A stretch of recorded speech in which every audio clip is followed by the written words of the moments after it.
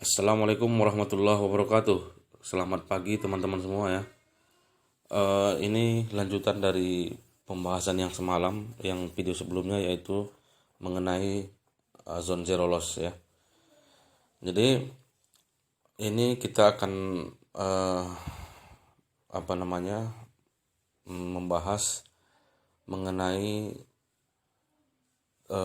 penetapan target atau take profit pada zero loss dan eh, filter. Jadi tidak semua kondisi zero loss bisa kita ambil untuk eh, meminimalisir kemungkinan gagal ya. Oke, di sini ini yang semalam, yang di video sebelumnya, yaitu di outcut itu ada zone zero loss buy. Ini yang dimaksud zone zero loss buy ya, seperti itu. Jadi untuk menetapkan targetnya, kita kan semalam sudah mempelajari bahwasanya kita akan entry di sekitar EMA 50, dan ini bukan entry yang fix ya, karena kita akan mengikut EMA 50. Setiap pergantian candle EMA 50 ini akan ngikut. Jadi kita belum tahu di posisi mana nanti EMA 50 ini. Nah, jadi di situ kita entry, anggaplah sekitar di sini atau di sini ya. Dan ini hanya contoh ya, ini hanya contoh dan bukan untuk entry ya, bukan untuk entry besok maksud saya. Ini adalah contoh, dan untuk entry-nya besok bisa kita validkan. Untuk stop loss, jika seandainya seperti ini, stop lossnya kita taruh beberapa pip di bawah EMA 50 ini, sekitar di sini. Ini contoh ya, karena posisi EMA 50-nya besok belum tentu di sini. Nah, begitu. Untuk target, kalau menurut saya, kita nggak usah mengharapkan terjadi lagi momentum di H4 ini. Jadi untuk target maksimal di area MHP-nya, di line candle body tertinggi pada saat momentum terakhir dan ada reversal, kira-kira di sini. Jadi targetnya kita tidak harus mengharapkan terjadi momentum lagi di time frame zero loss-nya ini. Karena apa? Karena kemungkinan terjadi MHP sesuai struktur BBMA itu memang tidak dapat kita abaikan ya. Jadi untuk targetnya kita cukup pendek-pendek saja, yang minimal dia sudah dapat 1:1 antara stop loss dengan take profit, itu sudah bisa kita ambil, begitu ya. Atau bisa juga kita tetapkan dengan cara di EMA 50H1 tadi, kita entry-nya di EMA 50 di sini. Targetnya paling jauh kalau bisa hingga top BB saja, top BBH1 ini. Sekitar segitu saja. Nah, gitu. Kenapa kita lebih memilih target jangka tidak terlalu jauh-jauh? Apalagi di daily misalnya zero loss juga. Ini kebetulan bukan zero loss ya, belum zero loss.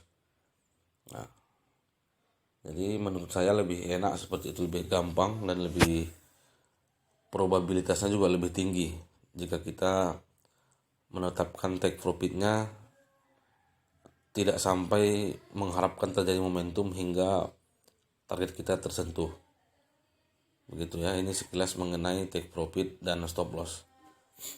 Kemudian untuk filter yang perlu kita hindari, salah satunya sebenarnya kalau saya menurut beberapa kondisi zero loss yang sudah saya pantau dan saya amati, ada 3 sebenarnya menurut saya filter yang bisa diterapkan untuk kita mendapatkan entry yang lebih berkualitas. Tapi kali ini kita coba satu saja dulu untuk memfilter zero loss. Apalagi bagi teman-teman yang sudah bergabung dengan channel yang menyediakan pemberitahuan tentang zero loss dari robot. Jadi tinggal filternya ini sangat penting untuk kita ketahui. Kita lihat di time frame di sini di cut yen ya. Ini kan sebenarnya zero loss juga. Ini sudah zero loss di sini. Sebelumnya dia kan sudah zero loss, memang sebelumnya sudah banyak beberapa kali re-entry ini. Jadi yang saya maksudkan adalah ini kondisi ini masih kondisi zero loss di sini, karena ini MA50 mid BB, MA 510 10 5 low, 10 5 high. Namun pada saat dia ingin koreksi ataupun turun untuk re-entry, ini sempat terjadi ekstrim di sini. Ini MA-nya keluar low BB, top BB. Nah, harusnya kita menunggu di sini untuk buy. Tapi jika sudah terjadi ekstrim di sini, di saat dia saat perjalanan koreksinya terjadi ekstrim, menurut saya lebih bagus kita pindah di pair zone zero loss yang lain. Begitu. Karena apa?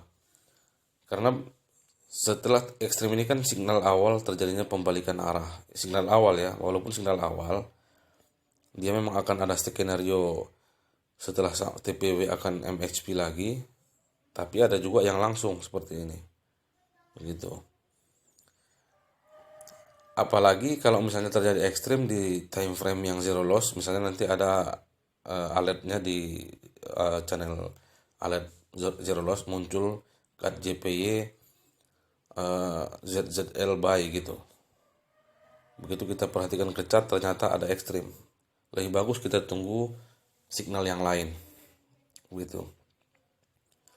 Apalagi begitu terjadinya ekstrim seperti ini di H4 yang zero loss ini, kita perhatikan di daily zero loss juga. Nah, ini kan daily kan zero loss juga posisinya. Ini MA50 mid BB, MA510 low, MA510 high.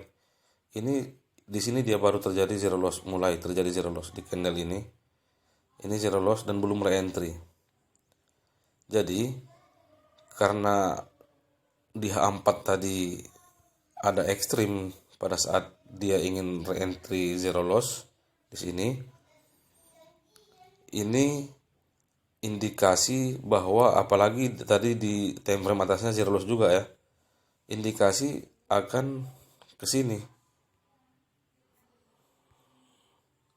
MA50 H4 untuk re-entry zero loss-nya daily. Gini dia. Gitu. Karena ini kan zero loss juga. Jadi maksud saya jika muncul alert zero loss buy cut JPY seperti ini dan kita lihat terjadi ekstrim, lebih baik kita abaikan, apalagi di time frame atasnya zero loss juga. Nah, itu hampir 80% memang dia yang ini yang akan re-entry. Karena seperti ini sudah sering re-entry ya, zero loss re-entry zero loss-nya sudah ada 2 kali, termasuk ini juga. Dan yang ini dia sudah terjadi ekstrim, maka kita abaikan saja.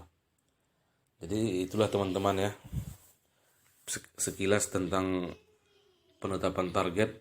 Kita tidak perlu harus mengharapkan momentum untuk supaya TP kita tersentuh, dan kita bisa menghindari untuk menghabiskan waktu menunggu re-entry zero loss yang sudah terjadi ekstrim. Karena nanti di alert yang sudah kami sediakan itu akan banyak sekali setiap harinya, mungkin 10 sampai 20 ya. Dalam sehari 24 jam itu akan selalu muncul. Ketika kondisi-kondisi seperti ini itu akan otomatis muncul. Dia tidak membaca ini. Jadi dia tidak peduli apakah ekstrim apakah apa, yang penting posisi MA-nya dia sudah berada di sesuai tempatnya masing-masing, maka akan muncul otomatis alertnya di channel kami nanti. Oke, begitu teman-teman ya. Ini salah satu filter untuk memperkecil risiko dan kita bisa memilih kondisi-kondisi zero loss yang bagus. Semoga bermanfaat.